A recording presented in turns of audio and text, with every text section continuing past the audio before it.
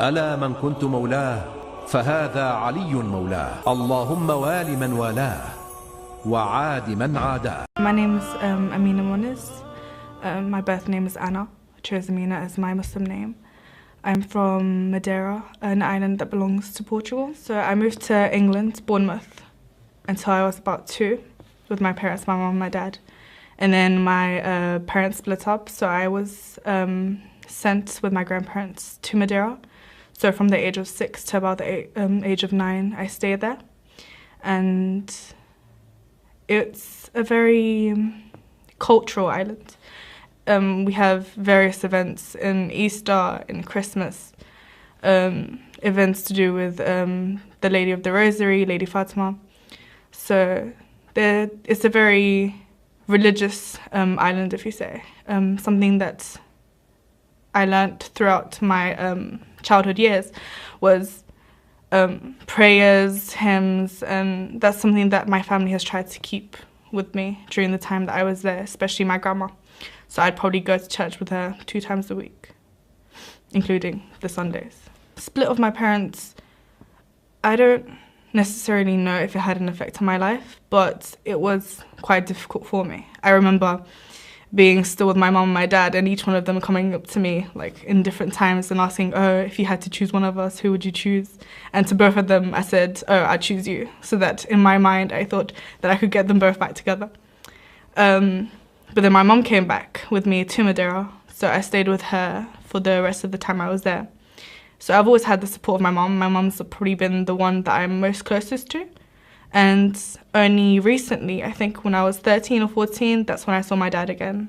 And the difference of not having a dad and having a dad did have an impact, because I've never had like a male figure in my life. But then I've never noticed that I needed it. So I've always had my granddad there. But generally, women are probably the people who I grew up with. I loved going to church. I remember being very young and going with my grandma, and it was probably just me and her, and then all the older ladies, and then we'd all sing, and then if I was really tired, I'd sleep on the chairs that were there. But I generally really enjoyed being the whole sense of religious community, where we talk about Jesus, we talk about God, we talk about the apostles. It was always something that I've had a connection with, and something that I've always tried to keep.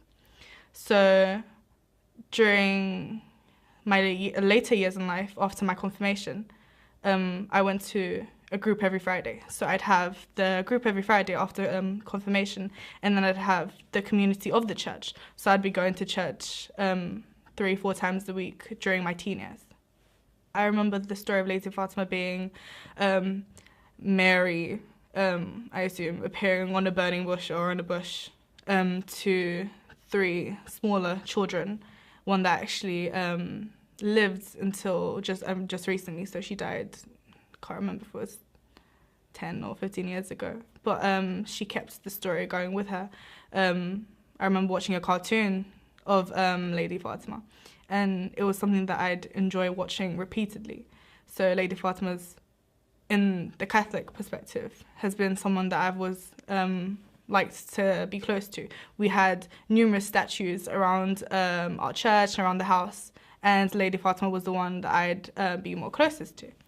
There's a time during the year, so probably October, if I'm not wrong, that you go to church every day during that period of time, and then on the Saturday there's like a procession, a candle procession. So you've got images that you kind of carry, so men or women would carry, and then you've got other ladies praying hymns, and then you'd say the rosary. So the rosary is like our prayer beads, and after an amount of beads you'd sing a hymn, and everyone would have a candle with them, and then after the whole procession you'd go back into the church. I went to 3 different primary schools, and then when I came to England, I stayed in Stockwell Primary School, and then I moved to Battersea Park. Stayed there throughout the whole years, and it was probably during that time that I had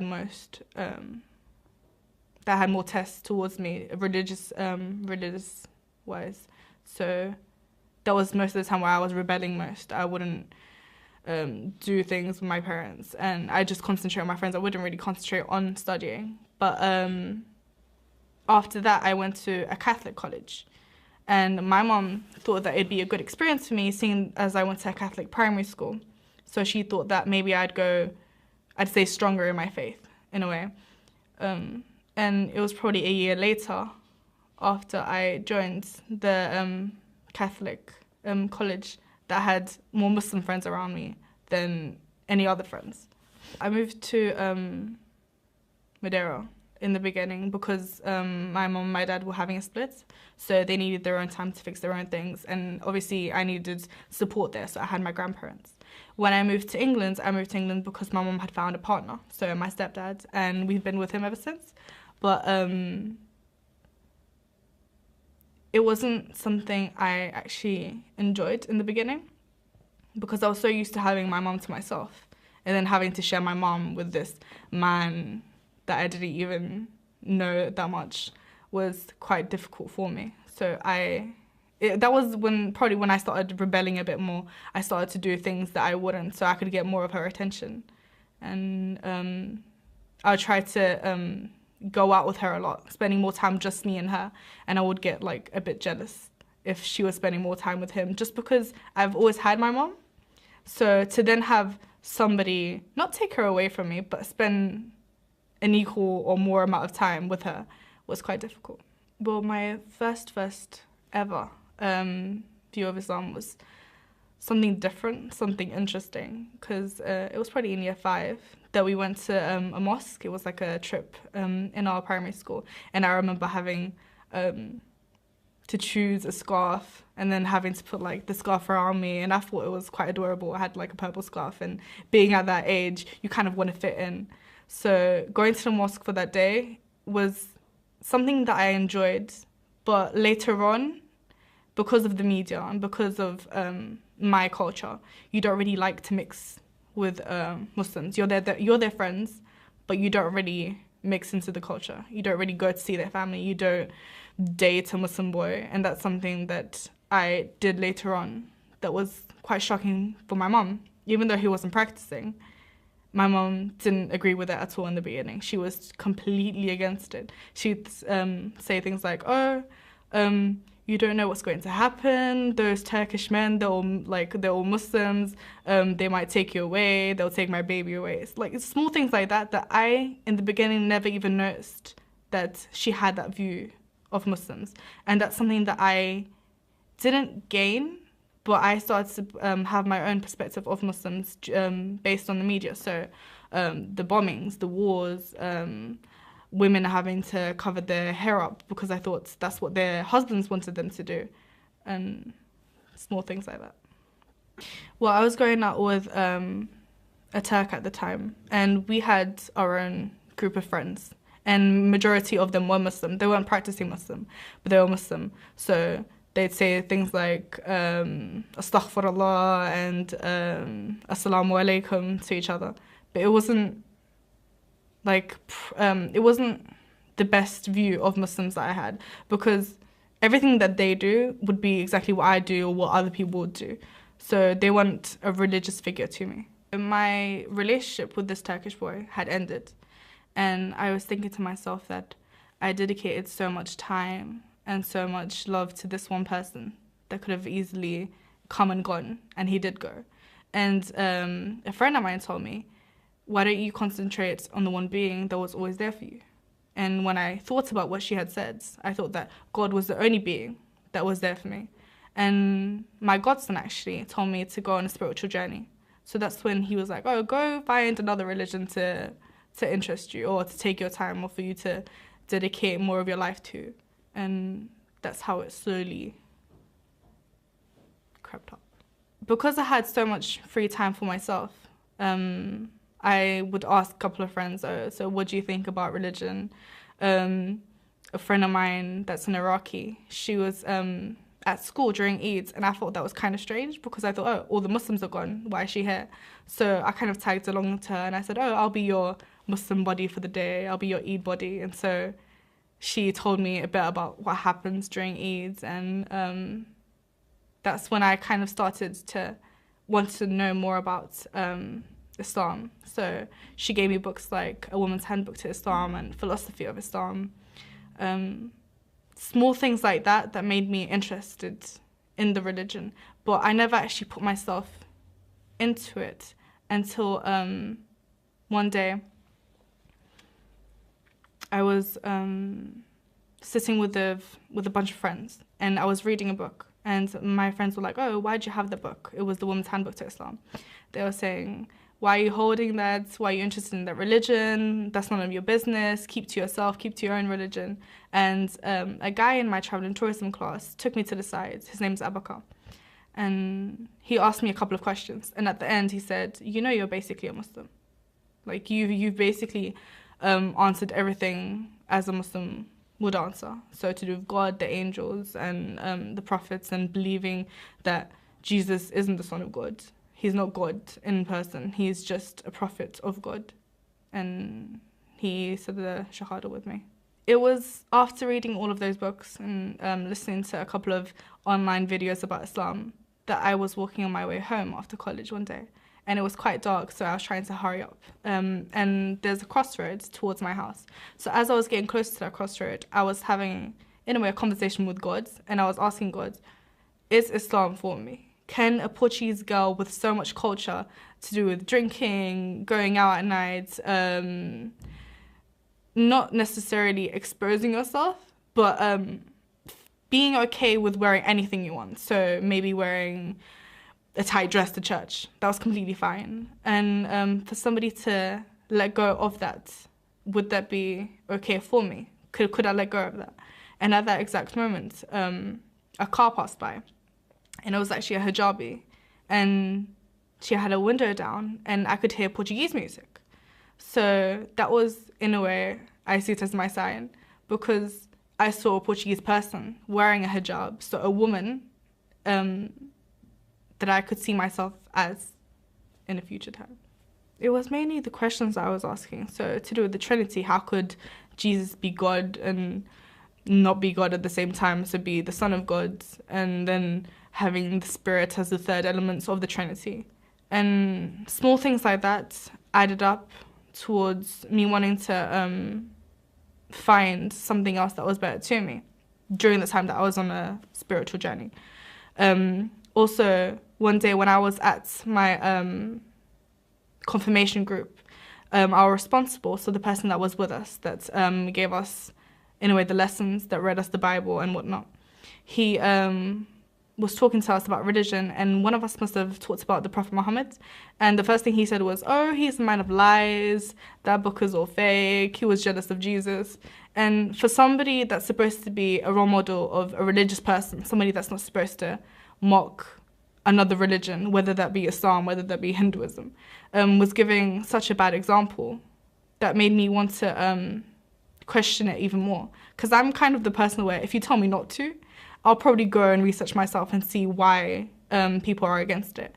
That's mainly why I went into the Islam route, because there were so many bad views of it. I wanted to make sure for myself that it wasn't something that was only on TV, it wasn't something that was only on newspapers, that it was actually something real. And when I went to see it, it was completely different. It was a religion of peace, a religion of love, and that's something that I wanted. Not necessarily because I didn't have it, but because if God gives you a revelation, if God tells you that this is the prophet, you should follow him, you should do what he says, then who are we to deny it? If God put Jesus in the world, then God can easily put Muhammad. So if he did put the Prophet Muhammad, peace be upon him, then who am I to deny someone that God put on this earth? And being a religious person, it would be to go against my views and my values, to not accept what I had seen God put before me. Well, after my Shahada, I felt a bit awkward, because I didn't know what to do or how to act, because I didn't know how to pray. I didn't know much about the history of Islam, but I just knew in myself that Islam was for me.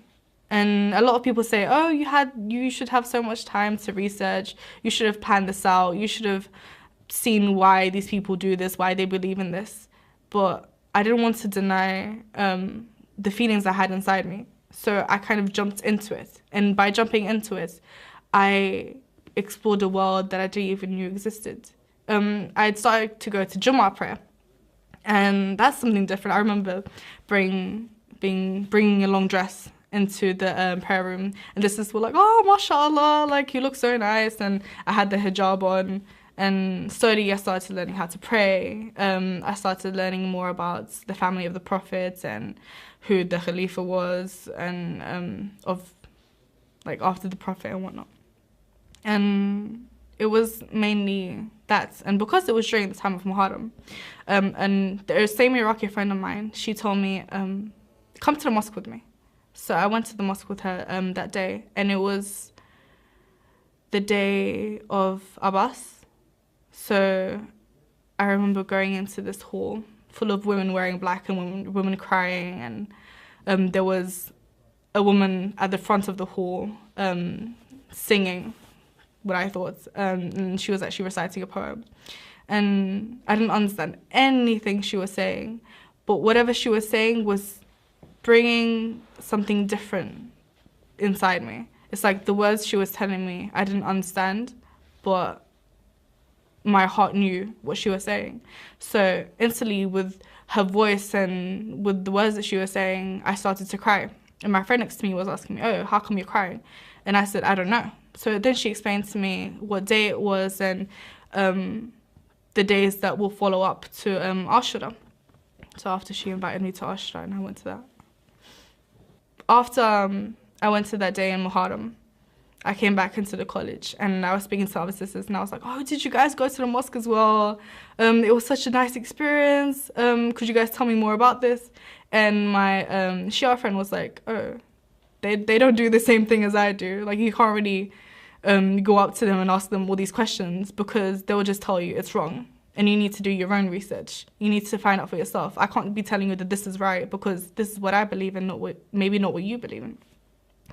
So I started listening to lectures from Sayyid Aman Akshwani, and it was from his lectures that I started to understand more about the Ahlul Bayt and the battle in Karbala. And a CD that I watched as well was When the Skies Were Blood. I watched that video on the day my mom found my abaya in my room, and it was quite hard for me, because when she found it, she was shocked. I was walking through the door and she had my abaya hanged up, and she said, if you want to follow this, then take everything you have off, put this on and leave the house. And I wasn't prepared to do anything, because I barely knew anything about the religion itself. So I told her, oh, like, it's not even mine, like what you're saying, kind of thing. But it was later on that I sat down with her and I told her, oh, this is something I'm interested in, and there's certain things I can't do anymore, and I'd like you to respect that. So for her, it was a big shock, being such a strong Catholic, maybe not practicing as much, but in the belief of Catholicism, she was quite strong. I started to wear the hijab the day after I said my shahada. Not necessarily because I thought I needed to, but because I thought, oh, I'm a Muslim now, it's part of my identity, this is what I have to do. But obviously later on I found out the meaning of wearing hijab and the purposes of wearing it and what benefits I get. But it was hardest for me having to put it on and take it off, because obviously if my mom didn't accept it, I'm not going to go home wearing the hijab, and as she opens the door she's like, oh, what is this? So I had 2 buses that I had to take to college every day, a number 2 and a 52. So the number 2 was the bus I'd get on with my mom, and then I'd get off and get on the 52. I'd sit at the back of the bus, put my hijab on, go to college, come back home in the 52, take the hijab off, go on the 2 and go home. And for about 4 to 5 months, that was how I would wear the hijab. I would hide it constantly from my mom because my mom didn't accept it. In the beginning, I thought that I needed to wear the hijab because I thought that was the identity of a Muslim, that she needed to wear the hijab. But obviously, later on, looking into it, I saw that it was a way of a woman being more modest with herself, that she shouldn't show her beauty to every person that put their eyes on her. And it was by learning the true meaning of hijab that I knew how important it was. But obviously, I didn't constantly have it on because whenever I went out with my mom, I'd have to take it off. But having to put it on, I felt happier with myself. I didn't, like, normally if I had my hair out or if I was wearing normal clothes, like, I'd constantly have people looking at me. And then with the hijab on, I noticed that, especially from the men's side, that there weren't so many people staring at me. And I appreciated that because it was a way of respect that I saw from the guys. And that's something that I wanted to continue with. Like, I appreciated that they wouldn't put their eyes on me as they would put on any other girl. During the time she did find my abaya, I sat down with her and we were having some kind of, I don't know what you call it, but it's like a fish soup that we have in Portugal. And I was telling her that, oh, there's certain things I can't do now, like eat pork or drink alcohol. And she looked at me shocked. She thought I was completely joking. But when she noticed that I was serious, she completely stopped what she was doing and she started to cry in such a way that I've never seen my mom cry before.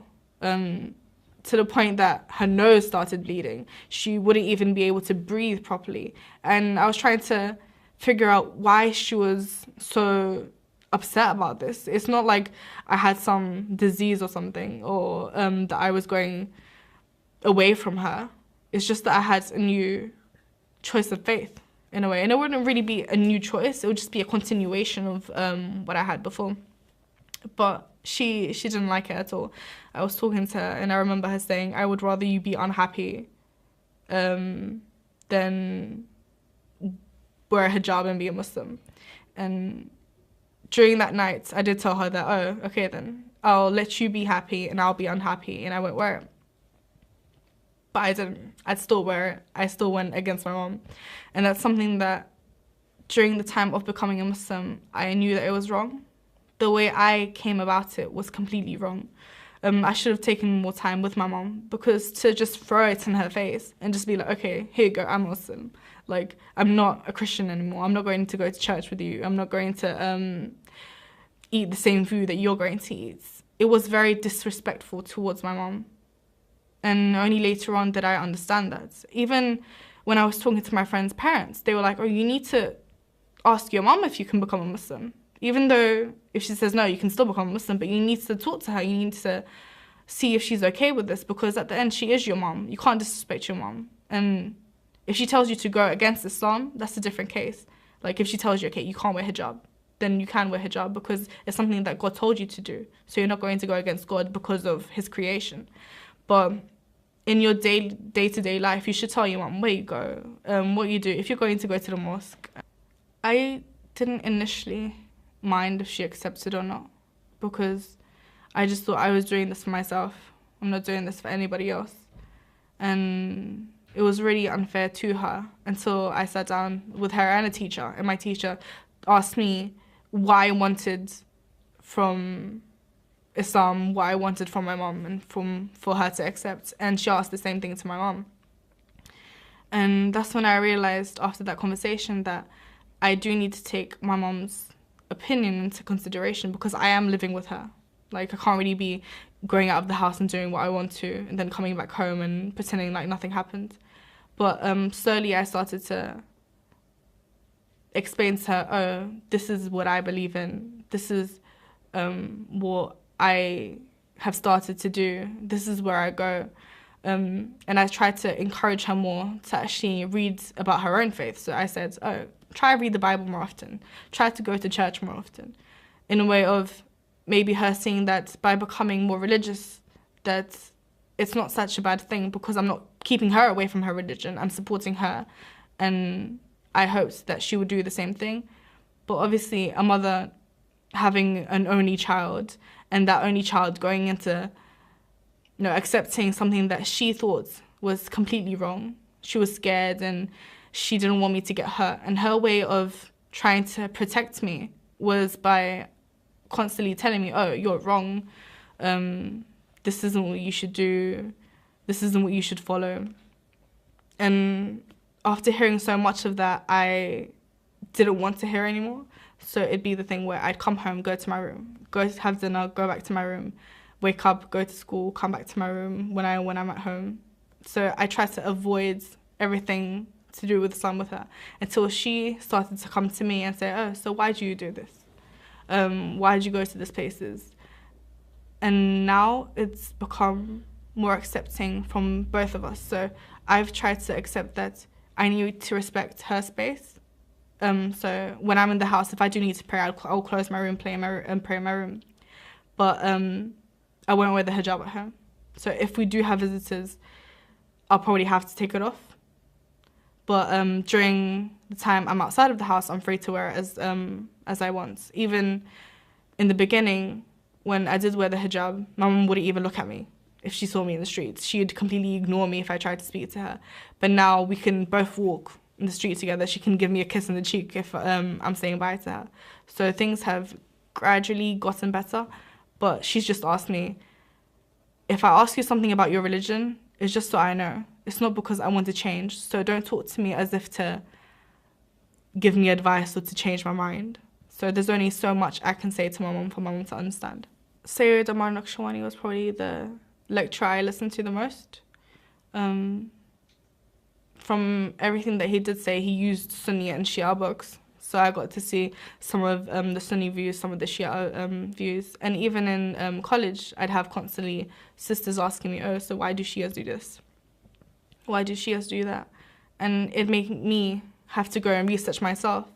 So it wasn't really a matter of having to choose from it, because as soon as I went to that night in Muharram, I didn't want to ever be away from that experience.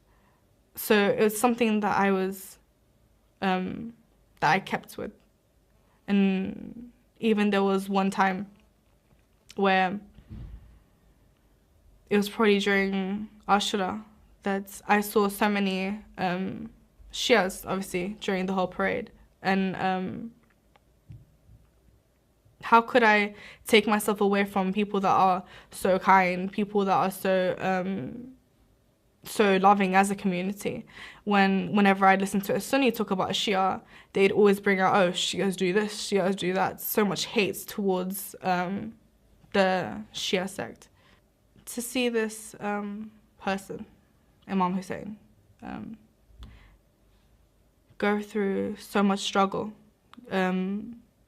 during that time in the Battle of Karbala, it was something that I felt very close to, because by accepting the Shia faith, so Islam and then Shiaism, you have to accept these people as your own, as part of your family.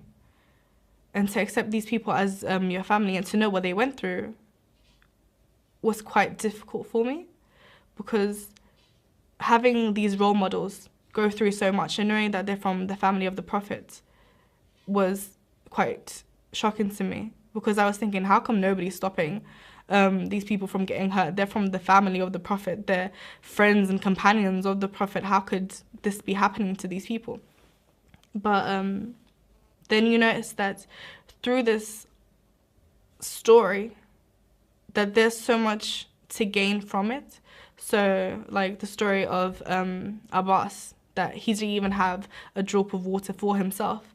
And he went through so much to actually get the water and to come back empty-handed.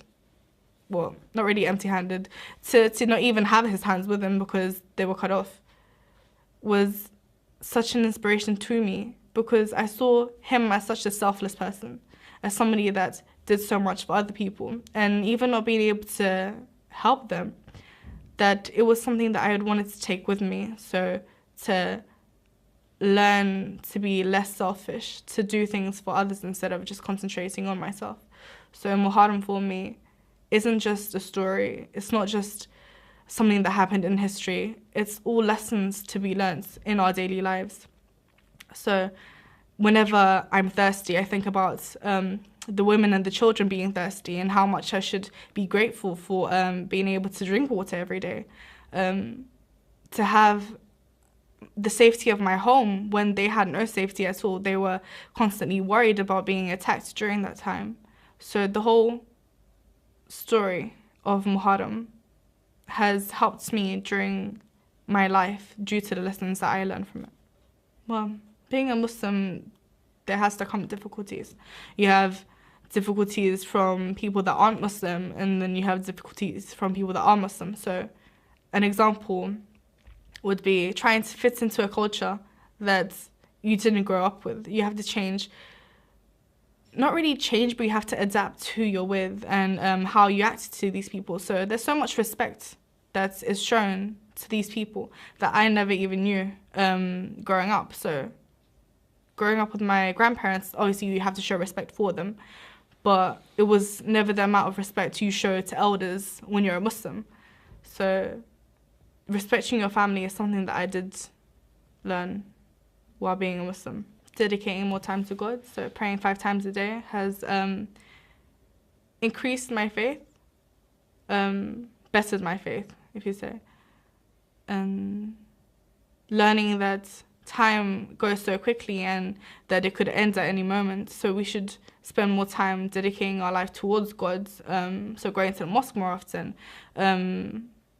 remembering God in the way you speak, so alhamdulillah and mashallah and stuff like that. Adding these little things to what I say, what I do before I eat.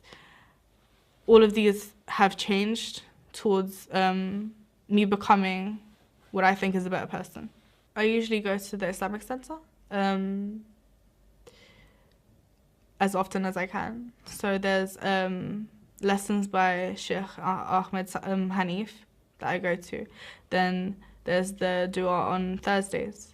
And adding to that, there's the Ahlul Bayt Rebut community that I go to every last Sunday of the month. So that's something that I felt has brought me closer to the religion. And the community itself, they're amazing to me.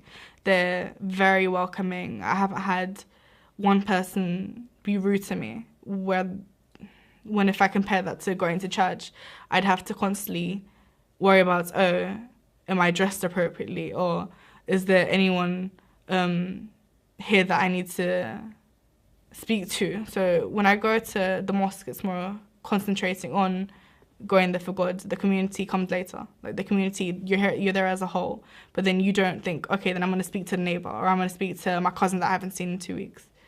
So obviously my mum found out about me having an interest of Islam and joining Islam once she found the abaya that night. And for her, it was completely shocking. She didn't want to accept it at all. But then once I got the courage to speak to my dad, and knowing that he's so far away from me, so he lives in Jersey, so I have to get a plane if I wanted to go see him. But to see his reaction was very, how would I explain it? I don't even have words to explain it. It was such a great feeling that having somebody that wasn't always there for me, and maybe it's even easier for him to accept it because I wasn't always in his life.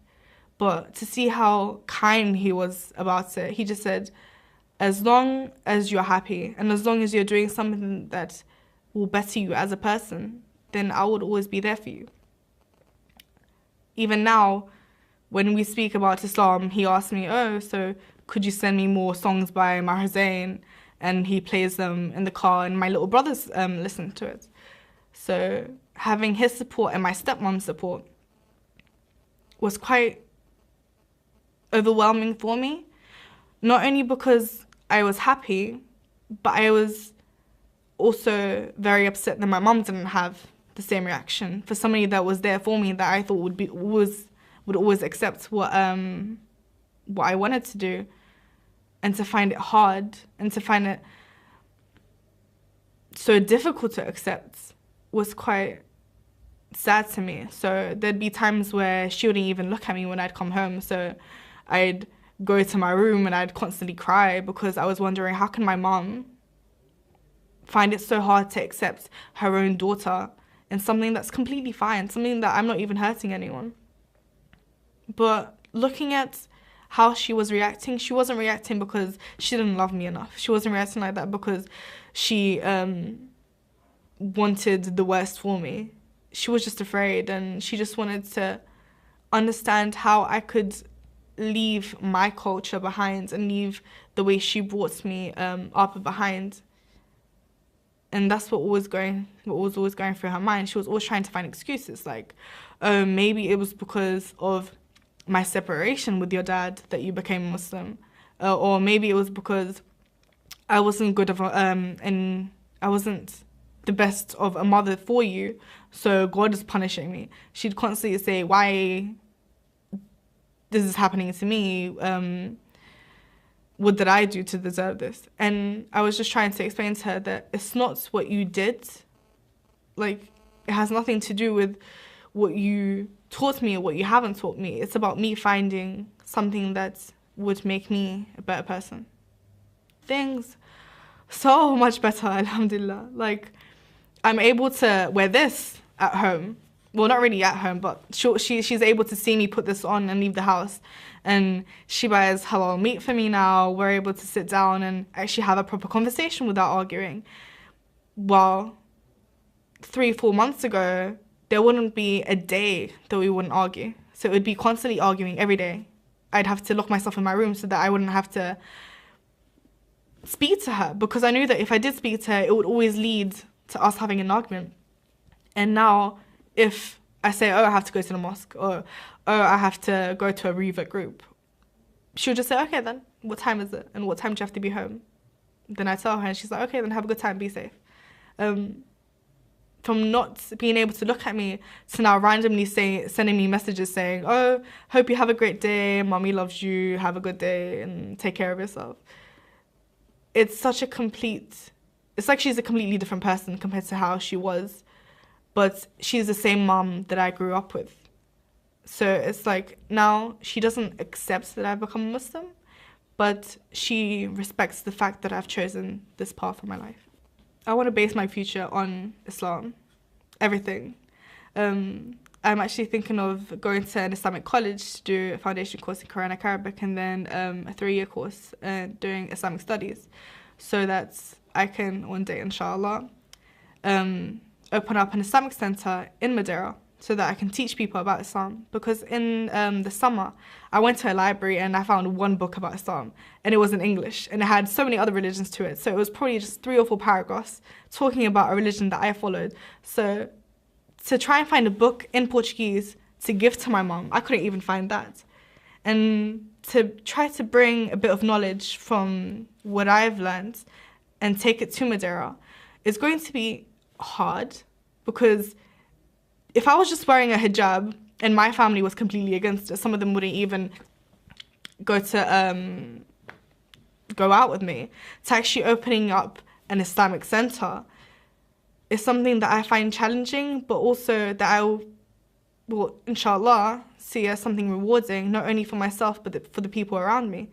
And I'm actually going to contact a few people in Portugal that have mosques and ask them what they did and what I can learn from what they've learned that I can take with me.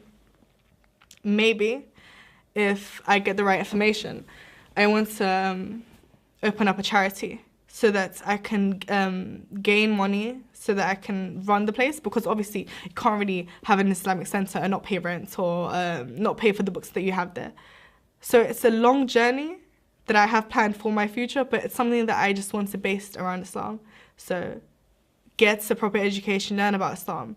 Then during that time, inshallah, having the charity to get the funds for the center, going back to my country, opening up the center.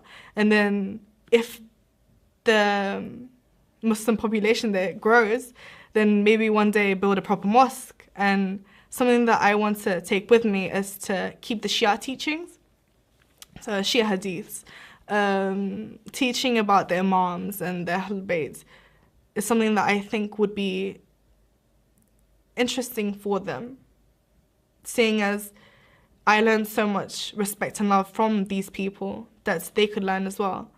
I know that there's a Sunni mosque there, and I did try to contact them, but obviously it takes time, seeing as they're in another country, they probably have stuff to do. But I spoke to a lot of Sunni brothers, and they said that it would be hard for me to even consider joining them in trying to build an Islamic center, because I am a woman, and because I am a Shia. So they'll be like, oh, one, you're a woman, so I'm a man, you can't do anything.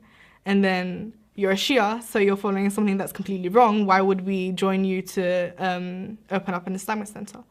So that's probably the biggest challenge there, because I don't want to create a separation in Madeira. So I don't want to create confusion in what people think.